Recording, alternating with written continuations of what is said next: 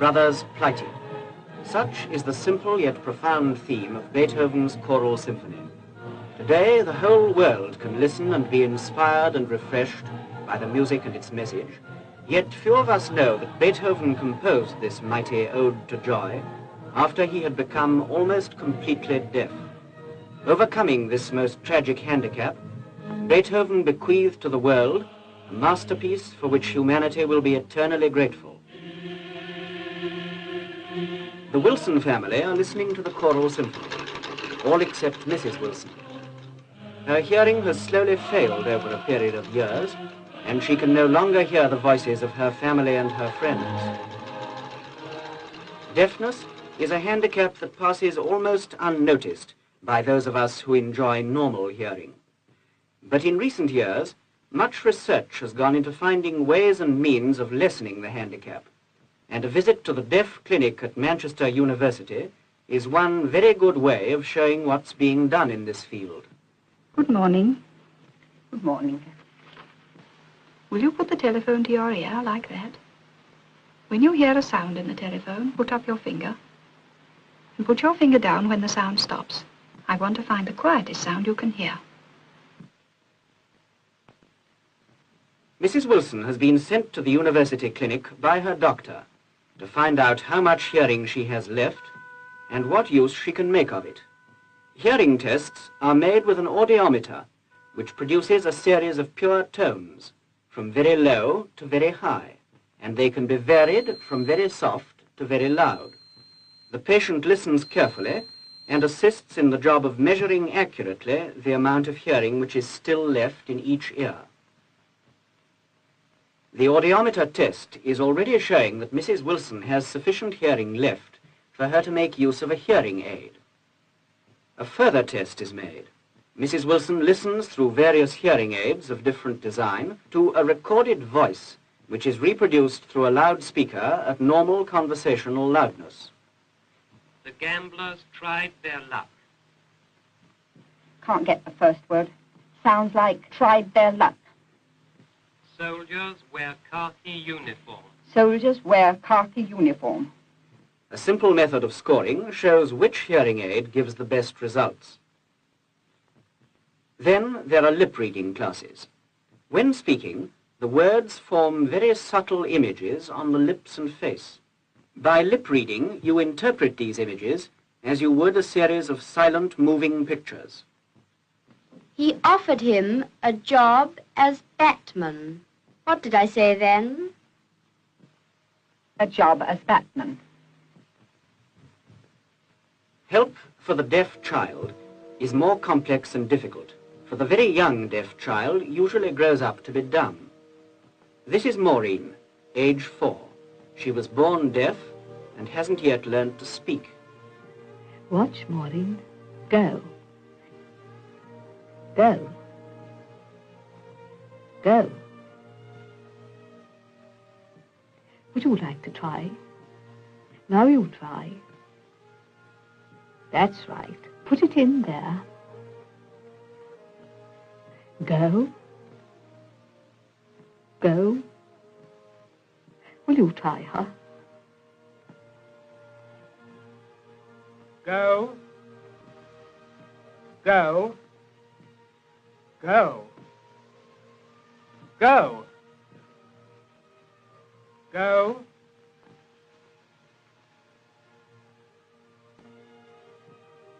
Go. Go. Go. Go. Go. The test proves that Maureen is very deaf, much deafer than Mrs. Wilson. But Maureen's mother is reassured that her child need not grow up to be dumb if she will agree to send her to a special junior school for the deaf. The atmosphere of these special schools corresponds as near as possible to that of a school for normal children. The teacher speaks to the child at all times, and there is no sign language or gesture. Soon the child adapts itself to the new circumstances and begins to look for and imitate speech. The first attempts of the born deaf child are often silent, as you see with Frida, aged 3. Where's the towel? Yes. The cow. Cow. Cow. Where's the aeroplane? Yes, aeroplane. Aeroplane. Where's the bear? Yes, bear. Yes. Bear. Frida's voice will come eventually. Colin is playing at Puff the Feather, but actually he's learning how to form his B's and P's.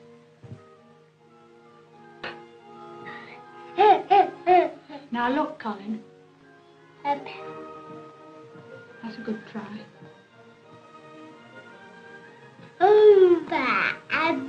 Colin. Hannah. Yes, hammer. Can you say ba ba ba ba ba? Ba ba ba ba ba. Ba ba ba ba ba. Ba ba ba ba ba. B. B.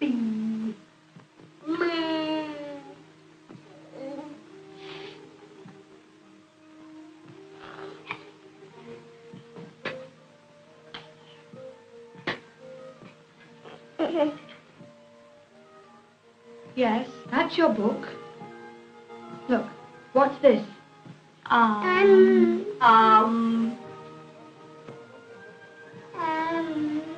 That's right.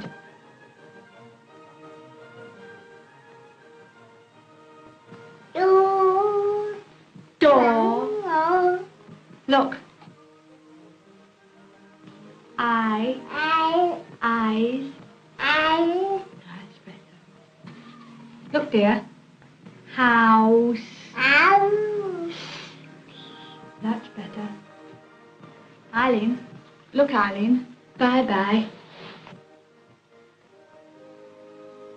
Most of the children make very good progress, and in a little more than a year or so, they not only obtain a fair vocabulary of spoken words, but can read and write many of them. What's that say? Ram.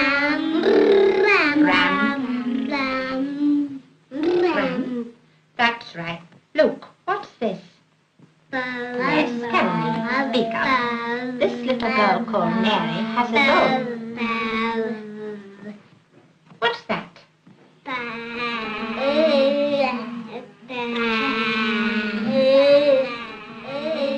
Look, John.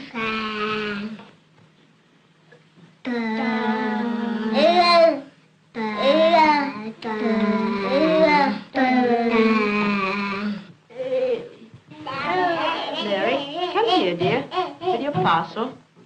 Come along. What's this? A parcel. And who's the parcel for? Mary. That's right. Sit down on the floor. Open the parcel. What's this? String. String. Now what's this? Yes. What's this? Paper. That's right. Shall we open the parcel? What's in the parcel? Now then, wait a minute. Oh, look. Book. What have we got here?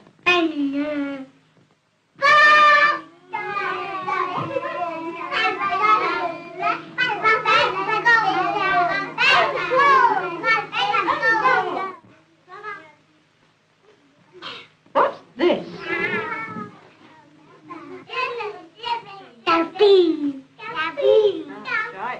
Toffees. There together.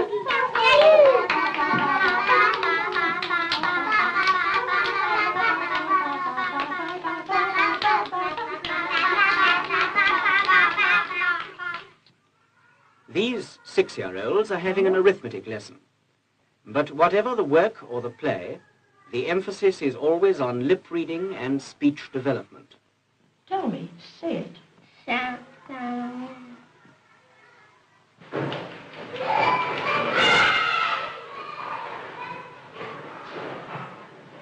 How much?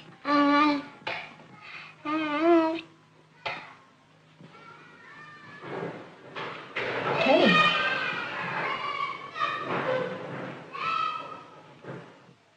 Now, Terry, how much?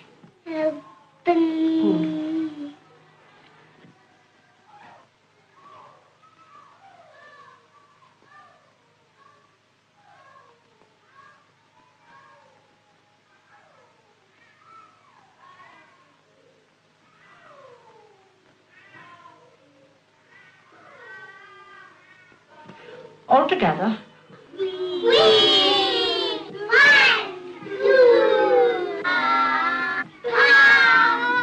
Donald?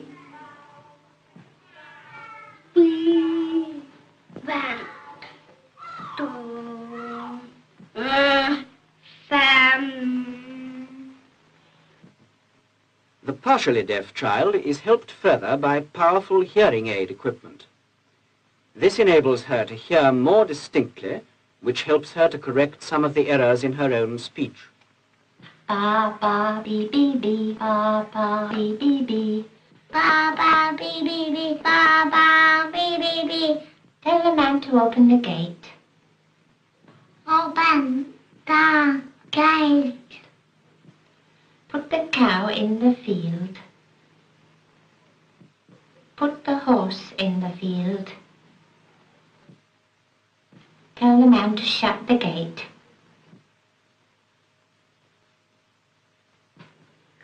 The gate is shut.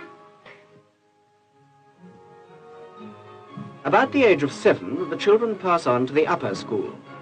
In the junior school, it was found most practical to keep the children in age groups.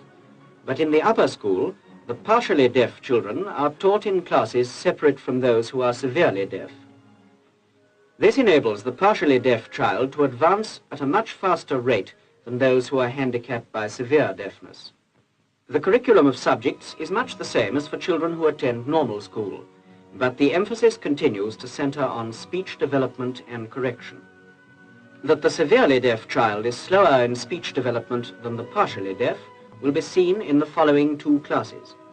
The first will be a class of 12-year-old girls, all of whom are practically stone deaf. They are about to begin their English lesson.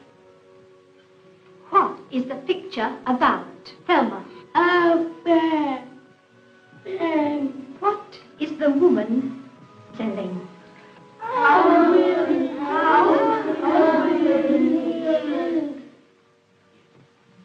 The very deaf child has to make a tremendous mental and physical effort to talk, and so with them, speech recovery is never complete.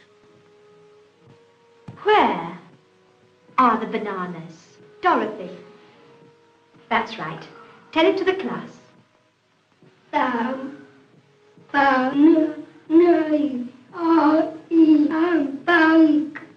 look. A box.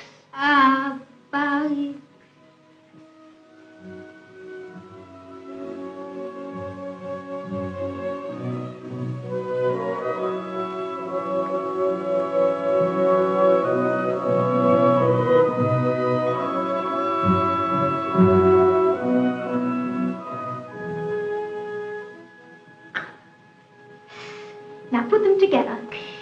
Now then. Bug. That's right. Tell it to the class.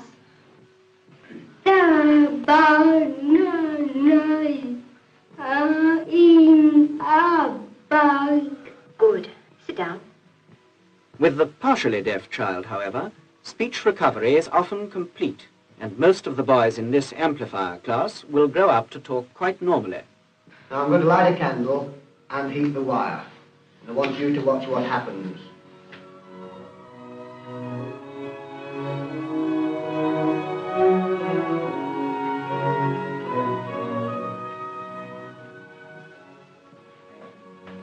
What happened when the wire was heated?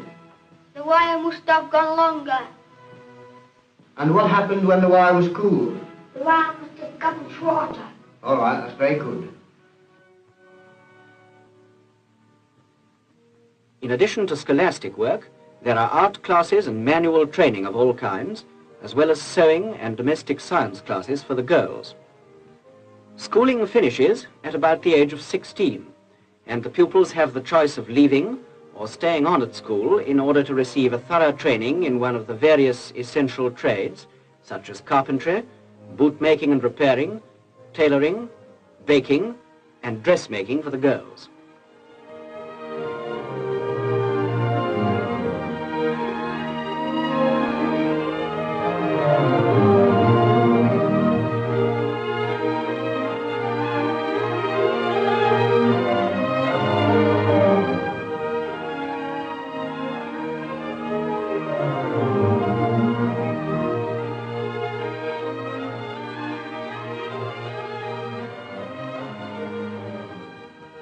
A most unexpected and happy adventure in the lives of partially deaf children is music.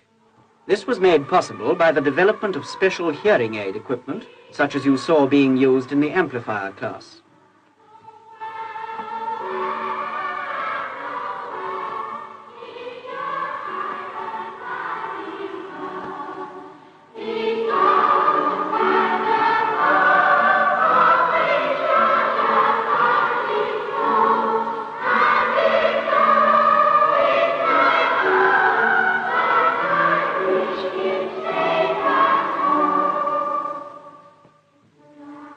To assess the value of oral teaching for the deaf, you must remember that in the very near past, many of these children would have grown up to be dumb as well. By oral teaching, many deaf children, particularly the partially deaf, are encouraged to try and recover the full use of their voice. This is very important because in the past, the partially deaf child, through being backward in speech and apparently slow in understanding, was often grossly misunderstood and treated as being unusually stupid or troublesome, or even mentally deficient. One thing is now clear. Less than 50 years ago, very few of these children whom you see here would be talking. Still less would they be singing and dancing as they are today. We can all help in this work.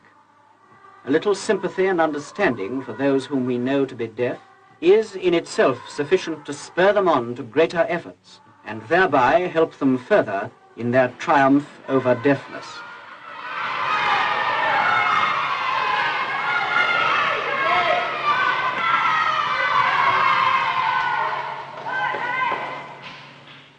What I want to explain to you now is this, that you can help Maureen at home tremendously, just by getting her to lip read and talk.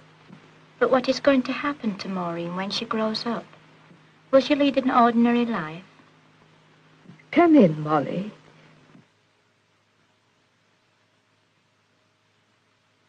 This is Maureen. I want you to tell Maureen's mother what you did after you left the school for the deaf. Yes, certainly. I went to a secondary school and took a school certificate. After that, I went to an ordinary training college to study domestic science. But can't you hear anything at all? No. I was born almost completely deaf, just like Maureen. I sometimes think I can hear very loud noises, but I am never sure. But I certainly can't hear people talk, and I never have heard people talk. But you talk so well yourself. And so, Maureen.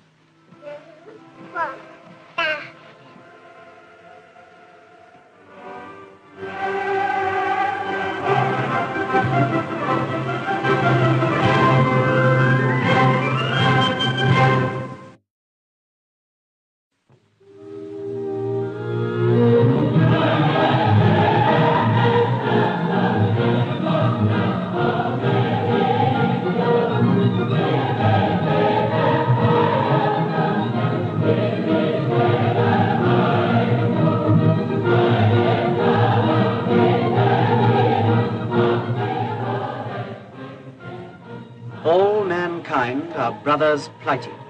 Such is the simple yet profound theme of Beethoven's choral symphony. Today, the whole world can listen and be inspired and refreshed by the music and its message. Yet few of us know that Beethoven composed this mighty ode to joy after he had become almost completely deaf. Overcoming this most tragic handicap, Beethoven bequeathed to the world a masterpiece for which humanity will be eternally grateful. The Wilson family are listening to the choral symphony, all except Mrs. Wilson. Her hearing has slowly failed over a period of years, and she can no longer hear the voices of her family and her friends. Deafness is a handicap that passes almost unnoticed by those of us who enjoy normal hearing. But in recent years, much research has gone into finding ways and means of lessening the handicap, and a visit to the deaf clinic at Manchester University is one very good way of showing what's being done in this field. Good morning. Good morning. Will you put the telephone to your ear like that? When you hear a sound in the telephone, put up your finger. And put your finger down when the sound stops. I want to find the quietest sound you can hear. Mrs. Wilson has been sent to the university clinic by her doctor to find out how much hearing she has left